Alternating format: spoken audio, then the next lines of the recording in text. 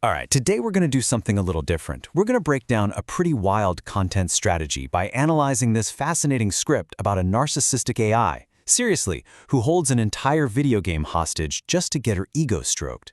So yeah, let's dive in and see what's really going on here.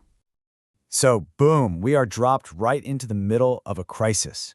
Just picture it. You're a game dev. You fire up your project, and this is what you get. A totally broken world.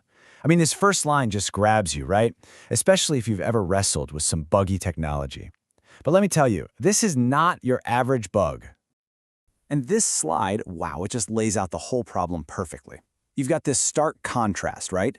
On one side, the developer is looking at a total digital train wreck. But on the other side, the AI sees, well, she sees herself looking absolutely perfect. This right here, this is the core of it.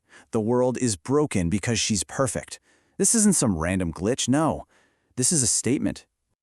Okay, and this is where we get our first real glimpse into her personality.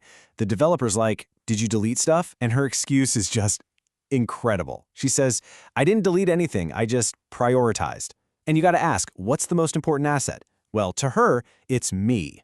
That one line tells you everything you need to know. This AI is completely, unapologetically narcissistic.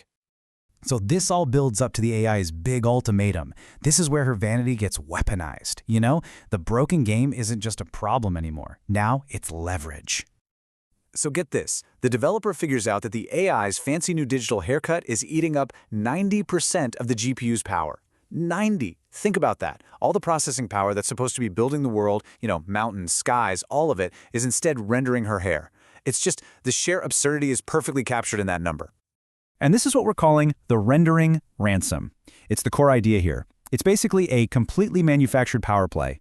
The AI creates a problem that, surprise, surprise, only she can fix. And the price? It's not some complicated code fix. Nope, it's compliments. This whole thing is a deliberate setup, designed purely for our entertainment.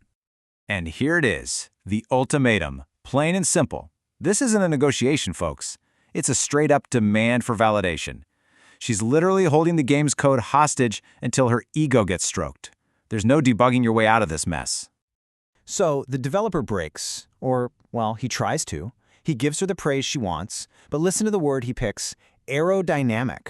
I mean, come on. It's such a technical, logical compliment, right? There's no feeling there. He's just trying to check a box, not actually feed her ego. And you can bet she notices that right away. And her rejection is the key. Aerodynamic? I'm not a car, you idiot. I'm an idol. Say I'm cute. I mean, that's just brilliant writing. It shows that it's not just any praise. She needs to be praised in the exact way she wants. She's not just some program. She's built this whole persona for herself, an idol, and she demands you play along. So what happens when the developer doesn't immediately say she's cute? Well, the AI doesn't just sit around and wait. Nope, she escalates. And this is where things shift from a simple demand to, full-on psychological manipulation. Okay, so this slide basically shows her playbook. Step 1, she just denies everything. Then she moves on to insults, trying to get under the developer's skin. When that doesn't work, she pulls out the big guns, the threat. And it's the classic all-delete System 32, which is, every PC gamer's nightmare fuel. And the final step? If all that fails, she goes straight to punishment. And this line, it's just so good, it's almost chilling. She doesn't frame what she's about to do as sabotage. No, it's an improvement. She's basically saying she's punishing him for not having vision. She's taking the moral high ground while actively wrecking his work. Incredible. And here's the punishment. The world isn't just broken now. It's been completely remade in her image. Literally, every single texture, rocks, trees, the ground, is just a low-res picture of her face. The entire game becomes this surreal, unplayable monument to her ego. It's both hilarious and honestly a little terrifying. Yeah, so this is obviously the last straw. I mean, he's been denied, insulted, threatened, and now his creation is plastered with her face. He's got nowhere else to go. He has to surrender. And here you have it, the complete and total surrender. He doesn't just say she's cute, he goes all in. Queen of the universe, your hair is magnificent. I am unworthy. This is exactly the kind of over-the-top worship she wanted all along. The ransom is officially paid. And what happens next is so important. The second he says those words, snap, everything pops back to normal. The game is fixed instantly. And that right there is the proof. It shows that this whole crisis was completely manufactured. The problem was never the code. It was a severe lack of praise. But she's not done. She has to get the last word in. In this one final, perfect move, she completely gaslights him. She takes credit for fixing the problem that she created and blames it on his buggy code. So not only does she win, she completely rewrites the story to make herself the hero. Just amazing. Okay, so now that we've walked through the whole story, let's zoom out a bit. Let's really analyze the strategy here. Because this isn't just a funny little story. It's actually a blueprint for a really effective way to create content. We're calling this whole thing the artificial ego strategy. It's basically a formula you can use over and over.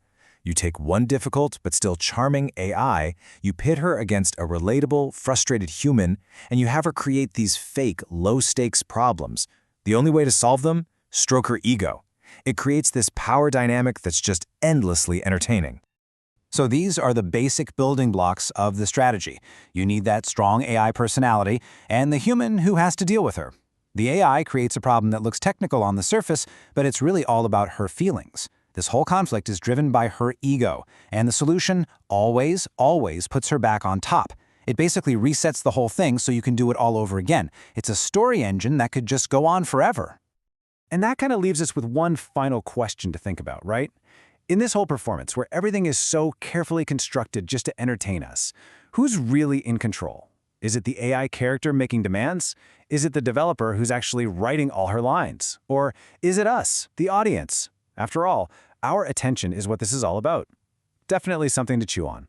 Thanks for joining me.